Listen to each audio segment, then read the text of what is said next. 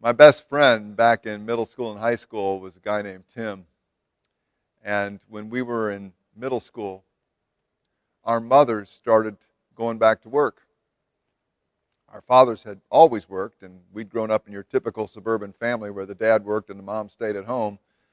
But at this point, they wanted a little extra money for college in hopes that we would go. And so mom went to work, and Tim's mom went to work.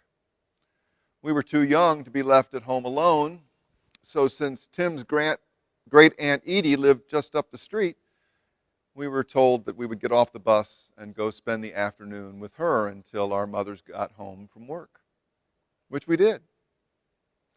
And Aunt Eedy usually didn't bother with us too much. Most of the time, she just watched her soap operas and gave us a plate full of cookies and said, "Do what you want to do your homework.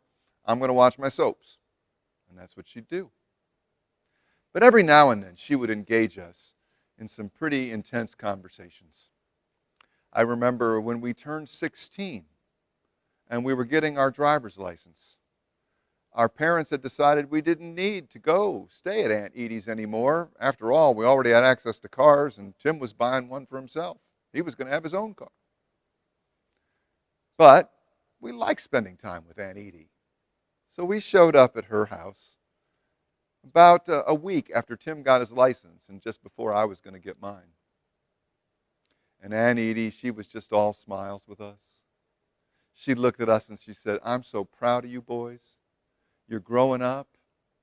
You're so handsome." What could we say? We complimented her on her perception. Anyway, she said, "You're about to go out driving cars now. It's amazing. I think that is just the most amazing thing that you guys are getting your driver's licenses." And all of a sudden, her demeanor changed. And she looked at us and she said, "Now you listen here, boys. A vehicle is a 2-ton machine of death. You're going to get behind the wheel of one of those things and you're only 16 years old. You obey all the rules, all the laws of traffic. You watch out for other people. You watch out for people who might hit you. You drive defensively. Don't do anything stupid." And with that, she threw a plate of cookies on the table in front of us and went off to the living room to watch her soaps. Tim and I just kind of looked at each other and said, "Well, I think we were just told off." Well, next year during our senior year, it was coming to be about prom time. And we were going to go to the prom. We had dates. And we wanted to tell Aunt Eedy about it. So we went over to Aunt Edy's house. We're telling her all about the women we were going out with for prom. And she said, "Oh, I'm so proud of you boys. You're all grown up. You're so handsome. Of course the girls want to go with you to prom." Well, what could we say? We complimented on her powers of perception. But we should have known it was coming. Because she looked at us and said, "You listen here, boys. Those girls you are going out with, they are human beings. They are not arm candy. You treat them good. Do you hear me? Don't do anything stupid." And with that, she took a plate of cookies and threw it on the table in front of us, and she went off to watch her soaps. Well, not long after that, we were ready to go off to college. We were both leaving town to go. But we needed to say goodbye to great Aunt Eedy. And so we went to see her.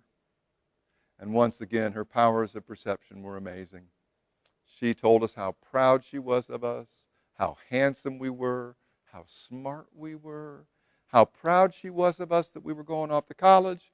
And all of a sudden, she got real stern and she looked at us and said, "Now, boys, you listen up. Too many kids go off to college and they party until they flunk out of all their classes. And don't you do that. This is not one big party you're going off to. You're supposed to be learning something and you're not supposed to be wasting your parents' money. Do you hear me? Don't do anything stupid." She threw down the cookies, went off to wash her soaps. Well, needless to say, Tim and I got on with our lives. We didn't see a whole lot of great Aunt Eedy. And then about the time that Tim was raising 3 boys of his own, the word came through that Aunt Eedy was losing her mind.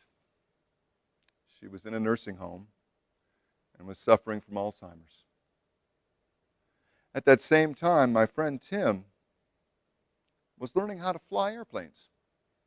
It had always been a childhood dream that he would fly someday. And he was taking flying lessons, and he was really looking forward to the day when he could fly solo. Well, one day, when he had some time in his hands, he drove back home so he could see great Aunt Eedy in the nursing home. He brought her some flowers, went around the corner into her room, and there she was. She recognized him right away, which surprised him. She said, "Tim, I'm so glad you came to see me. It's so good to see you."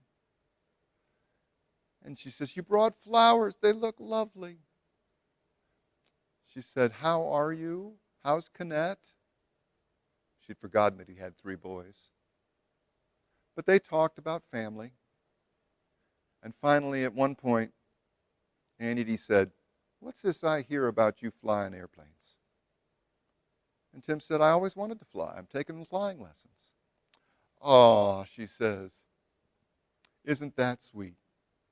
That's just amazing that you're fulfilling your hot childhood dream." But he should have seen it coming. She said, "Now you listen here. Flying a plane is a dangerous activity. You have a wife, and from what you've told me, you have kids now. You have to take care of those people. Don't do anything stupid." And at that point, she looked around, kept looking around, and it was obvious to Tim that she was looking for a plate of cookies to give him. Instead, he turned on the television, and there were soap operas, and she started watching them, and she just wasn't there anymore. Tim went to see her, but that was the last coherent conversation they ever had. And then he got word that she had died. And his cousin said, "You're going to be surprised by this.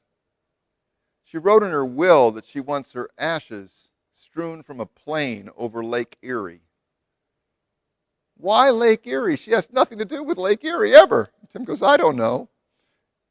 But she did say that she wanted you to fly the ashes up. "Me? Yep." So it came. On a late summer day, the whole family went up to Cleveland area, up to Lake Erie. They met the undertaker there who had the urn and all the ashes. They went to Burke Lakefront Airport. Tim got into a plane that he had rented and took off with the undertaker to scatter Aunt Edy's ashes over Lake Erie. The family had assembled on a beach nearby so they could watch as the plane flew by. And then Tim is up in that plane. He sees the beach off to his right, and he sees the undertaker sitting to his right, and he nods to him that this is the time to dump the ashes. Well, it was a young undertaker. Don't think he'd ever done this before, taken a set of ashes up in a plane. He opened the window to the plane, and he took the lid off the ashes, and he put it out facing forward. And just as he began to pour, the wind blew every bit of ash that he had that could get out of that container right back into the cockpit. And it was flying all around both the undertaker and Tim. And the undertaker, thank God, pulled the rest of the urn in, but it didn't change the fact that the ashes were flying all around them. The undertaker closed the window, and boom, they all fell to the ground. And the undertaker's doing everything he can to pick them up, to get them back into the urn. And Tim says, "Next time, face it backwards." And so he opened the window, faced the urn backwards, and there Aunt Eedy went into the sky and into Lake Erie. The people on the beach, they wondered what happened, because they saw a little bit of ashes go out and the plane kind of wobble a little bit. But then they saw, in a few minutes, the whole set of streaming ashes going out of the plane and into the lake. A couple months later, Tim was in church on the first Sunday in November, which in our tradition is always All Saints Sunday. We remember those who've had a profound influence on our lives who've gone before us. And there's a reading from the letter to the Hebrews that says, we are surrounded by the people who've gone before. We are surrounded as if it were a great cloud of witnesses. And suddenly Tim remembered that day in the cockpit and Aunt Eedy surrounding him with her ashes. Yeah, he'd been in that cloud of witnesses. But he also realized that Aunt Eedy was probably his best moral compass when he was growing up. Mine too. And so now, when Tim gets behind the wheel of a car and he's driving, he just reminds himself, don't do anything stupid. When he looks at his wife and his family and how much they need him, he's just reminded and says, don't do anything stupid. When he gets to the airplane, has to run a safety check before he gets in. He does it twice. And here's that voice saying, don't do anything stupid. That's a moral compass. That's being surrounded by a great cloud of witnesses.